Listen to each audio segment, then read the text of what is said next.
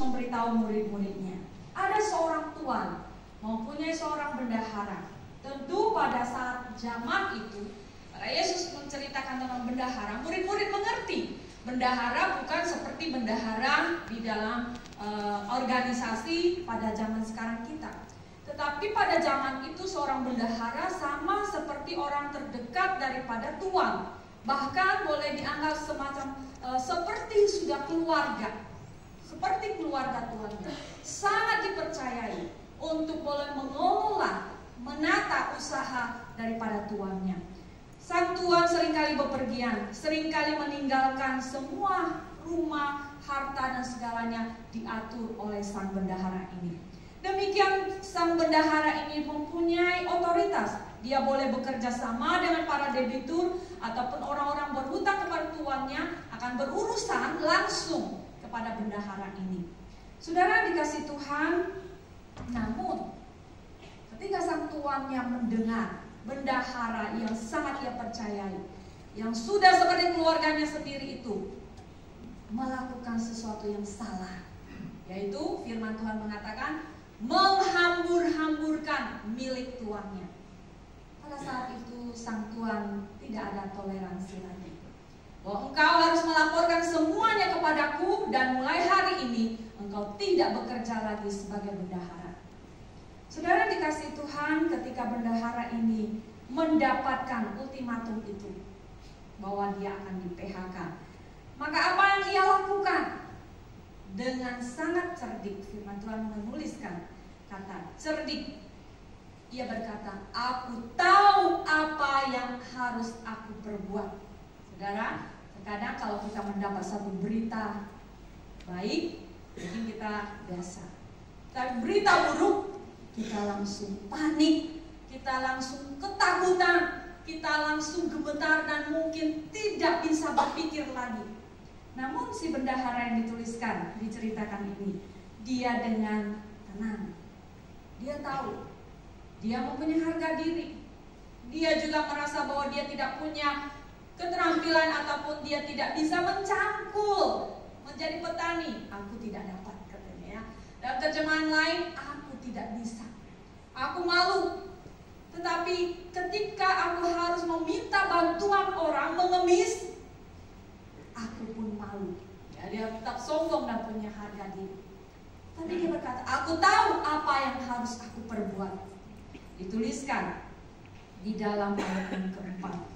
Aku tahu apa yang akan aku perbuat, supaya apabila aku dipecat dari jabatanku sebagai bendahara, ada orang yang akan menampung aku di rumah mereka. Lalu dia melakukan satu trik. Dia tahu orang-orang yang berhutang, siapa-siapa yang berhutang kepada tuannya, dan ia mengambil hati daripada orang-orang yang berhutang itu dengan mengurangi jumlah hutang.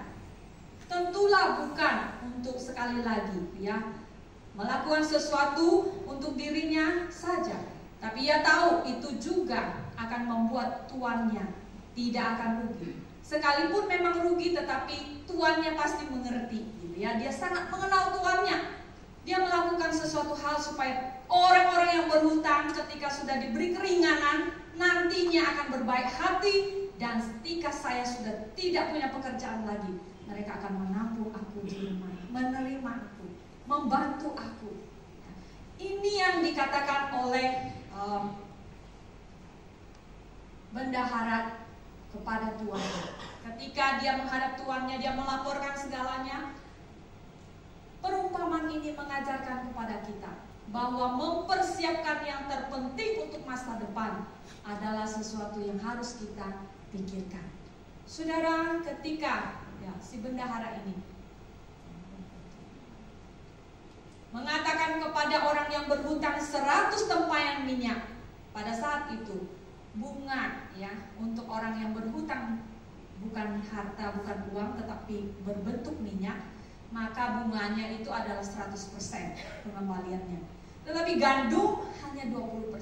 Itu menurut para penafsir. Maka berbeda hutang minyak dengan hutang gandum, berbeda pengurangan oleh si bendahara ini. Tetapi orang-orang sangat senang tentunya ya. Kita mau beli sesuatu saja ada diskonnya saja, senang ya Bapak Ibu ya. Nah, kalau kita punya hutang lalu kita diberikan keringanan, didiskon hutangnya, tentu itu sesuatu yang sangat menyenangkan dan akan menimbulkan hutang budi. Saudara dikasih Tuhan, ketika kita belajar akan firman Tuhan ini, boleh tolong dilanjut, next. Tuhan itu memuji bendahara itu bukan karena ketidakjujurannya, bagaimana ia telah melakukan semua trik yang ada, tetapi kecerdikannya memanfaatkan kesempatan di dalam krisis.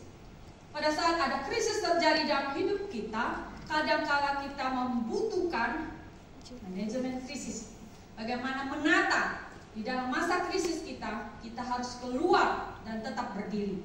Kita tidak menjadi orang yang kalah, orang yang putus asa, orang yang menyerah, orang yang tidak punya pengharapan.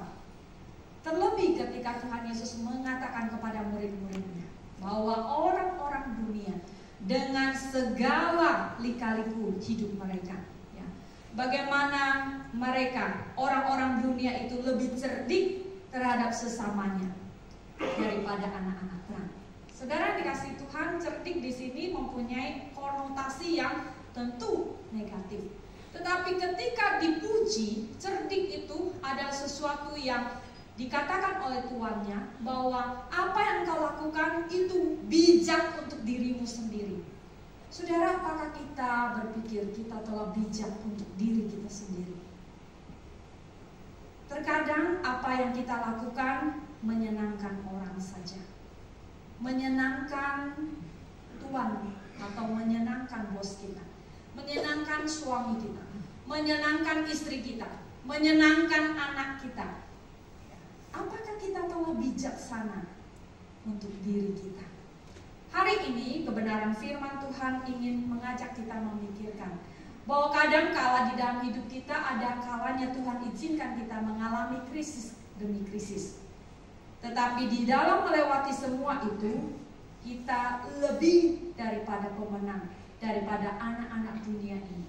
Kalau anak-anak dunia ini boleh hidup dengan kecerdikannya, maka anak-anak terang, anak-anak Tuhan, tidak terkecuali siapapun dia, adalah orang-orang yang Tuhan berikan anugerah lebih.